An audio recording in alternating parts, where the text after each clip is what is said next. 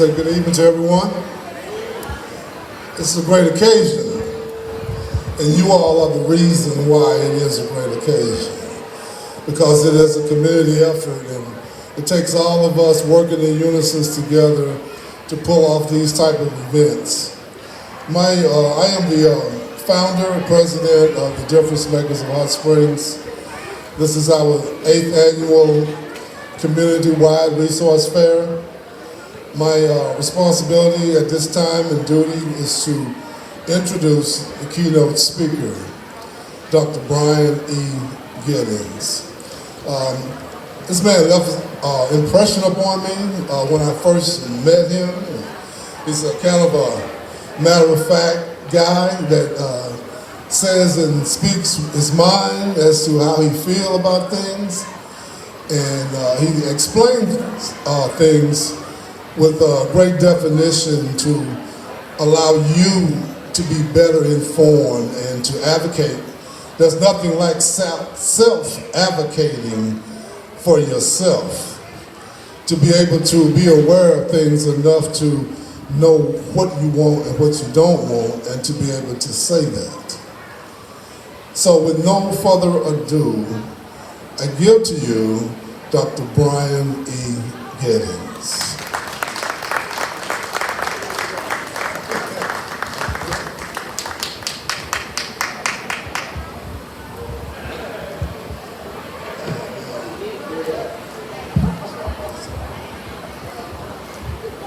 So as you can see, this diversity word can be hazardous, right? I just had knee surgery on Wednesday, so that was a big step for me just to get up here. But good afternoon. Okay, for the 4 people who said it back to me, good afternoon to you all too, all right? It feels great to be in the city of Hot Springs and be a part of the 8th annual Hot Springs Community Resource Fair. I want to thank the members of the Difference Makers of Hot Springs, the Martin Luther King Jr. Hot Springs Committee, and Samaritan's Feet Ministry for inviting me to speak today and for their gracious hospitality. So thank you all.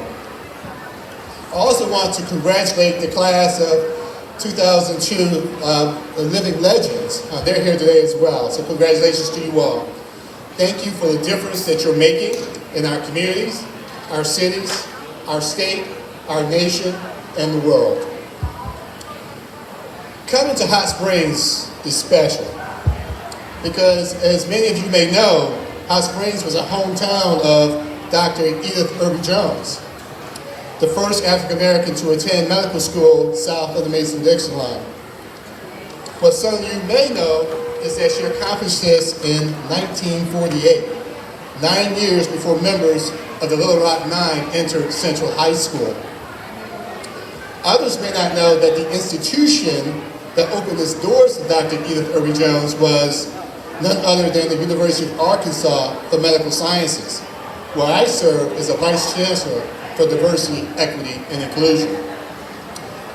Dr. Irby Jones was a trailblazer throughout her life, so much so that every year we honor her legacy by awarding the Dr. Edith Irby Jones Excellence in Diversity and Inclusion Award for staff members and students who demonstrate her commitment to diversity and inclusion.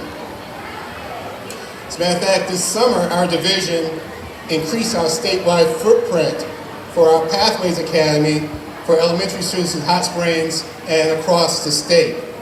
Through this program, scholars are introduced to the world of STEM and health sciences. Who knows? The next trailblazer might be sitting right here amongst us. But as I thought about the theme for today's event, diversity and inclusion equals unity, I reflected on diversity and inclusion and unity and what these words mean as we face a global pandemic, social injustice, and instability. When many people hear the word diversity, they automatically think about race, black and brown folks. Sometimes it may include gender, ethnicity, or abilities. But that's a short-sighted and narrow view of diversity. Today I want you to broaden your thinking and try to understand that diversity means so much more than that. Yes, it does include race, and it does include gender, but it's much, much more. We can have diversity of language, thinking styles, sexual orientation, religion, experience, geography, skills, age, culture, and most importantly, perspectives. I work in an academic health system where more than 90 nationalities are represented.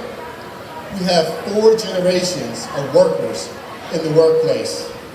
We have people who grew up in towns with only one stoplight, and others who grew up in cities, some of the largest cities in the world. Some are from the deep south, the north, the west, and Midwest, and parts of the United States. And some of them didn't grow up in the United States at all. Some of our people have PhDs, MDs, ADs, and some of them have GEDs. We have introverts and extroverts. Some of them speak 4 or 5 languages, and some of them don't. Some of them use wheelchairs, and some don't. They have different ways of thinking, different skills, different lived experiences, and different perspectives. These are the facts. And we have a choice. We can choose to ignore the reality in which everyone was just like us, or we can choose to embrace our differences, take the time and listen and learn about each other, and respect and value each other. That's the beauty of diversity. Now, I spent some time talking about the workplace, but what I'm saying also applies to our communities. When I look at you, even those folks in the back, I see the beauty of diversity. People of different ages, different ways of doing things, different ways of thinking, and most importantly, different perspectives. As our theme for today emphasizes, diversity alone is not enough to create unity. We need inclusion. Today's event shows the power of inclusion. Though you may be different, you decide to come here today to make a difference in your community. Through your connection, students receive sneakers and school supplies, and adults receive resources to assist them and their families. By connecting with others, we come to the realization that we are not alone. Maya Angelou, another Arkansas treasure, once said, "I've learned that people will forget what you said. People will forget what you did, but people will never forget how you made them feel." So I want to talk a little bit more about Dr. Irby Jones. As I said earlier, she was the first African American to attend a predominantly white medical school south of the Mason-Dixon line. And she did this 9 years before the Central High crisis. But when she would return later in life, she was greeted with lots of love. There were banquets in her honor, portraits of her displayed in the library, and a lot of goodwill. But that wasn't her experience here as a student, that was it. She would often remind us that when she first attended UAMS in 1948, the laws and the culture of the state of Arkansas supported segregation. She could not use the same lodging, bathroom, or dining facilities as her white classmates. She had to sit in a segregated area in the cafeteria. While Dr. Irby Jones' presence may have served to create more diversity at the medical school, the overall atmosphere she experienced was not inclusive. She would tell us how the cafeteria workers made her feel special by placing fresh flowers in her segregated dining area and giving her encouraging words. She would tell us how some of the white medical students intentionally sat with her, studied with her, and developed friendships with her. She also talked about the Hot Springs community, how they connected her dream to attend medical school by supporting her financially. churches, community members, and even the mayor of Hot Springs contributed. She would break out in a huge grin as she would tell the story how she came to the registrar's office to pay her tuition with nickels, dimes, quarters, and crumpled up $1 bills. She was so proud of the fact that she belonged to a community that believed in her. Although she left Hot Springs after practicing for 6 years because of the climate, she remained connected to Hot Springs throughout her life and provided scholarships for students here. Now, she didn't share those conversations that she had with the cafeteria workers who left flowers for her, or with the white medical students who sat with her during lunch, or the members of the Hot Springs community who supported her. She didn't share the conversations, but she shared how they made her feel. She shared that they gave her a sense of belonging. Inclusion brings about feelings of belonging. It gives voice and creates space for people to bring their whole selves into the conversation. Brene Brown has said that if I get to be me, I belong. If I have to be like you, I fit in. When we celebrate inclusion, we celebrate belonging. Now, while it's easy to say that we want everybody in our community to feel a sense of belonging, doing the work of fostering an inclusive community where people feel that they belong and don't just fit in isn't easy. It requires commitment, resources, and working together. British Columbia has developed a model that seeks to build inclusive communities across the country. This model describes an inclusive community as one that values all its members and helps them meet their basic needs so they can live with dignity, engage actively, and contribute to their community.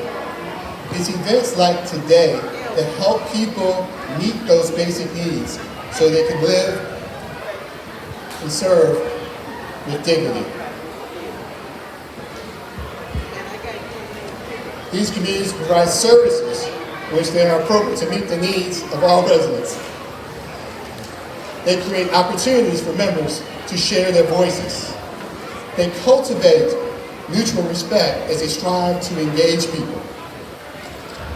They acknowledge injustices of the past and of the present so they can move forward with the benefits of everyone's strengths. It notes that social inclusion impacts the physical and mental health of community members, including life expectancy, infant mortality, and mental health.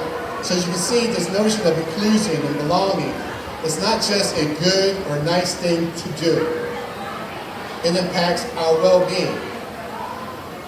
Author Angela Durant describes a welcome and inclusive community as communities where citizens and members feel safe, respected, and comfortable to be themselves and to express all aspects of their identity. It's a place where each person shares a sense of belonging with other members. It provides a sense of home. Hot Springs is your home. From its reputation of producing role models such as Dr. Edith Irby-Jones until today, Hot Springs continues to do the work of fostering a welcoming and inclusive community where people don't feel like they have to be like everyone else and just fit in. They get to be themselves and belong.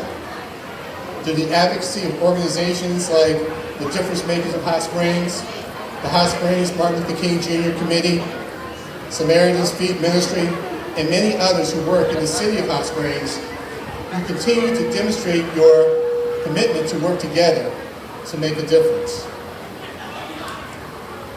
When we embrace our differences and take the time to make space and learn from each other and give voice to those lived experiences of others, we create an environment of unity. Unity of vision, unity of purpose, unity of mission. And those are the things that bind us together. Those are the things that bring us together for events like today. So today is a wonderful example of what happens when a diverse group of people who embrace inclusion come together for the unified purpose of making a difference in their community. Needs are met, resources are provided, lives are changed. I want to leave you with a quote from Dr. Edith Irby-Jones, who said, "We need to get together because schools, racial groups, and families are different today." She said, "Let people aspire and be all they can be.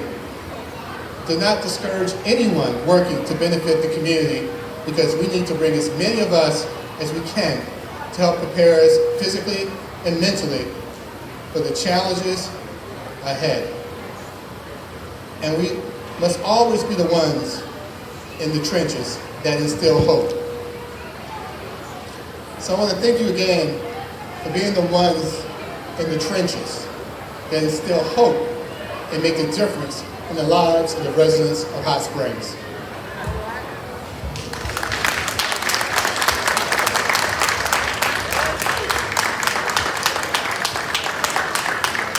And as an example of someone who's in the trenches, I want to give a little space for one of my colleagues, Ms. Katrina Watkins, who serves as a site coordinator for UMF Pathways Academy here in Hot Springs.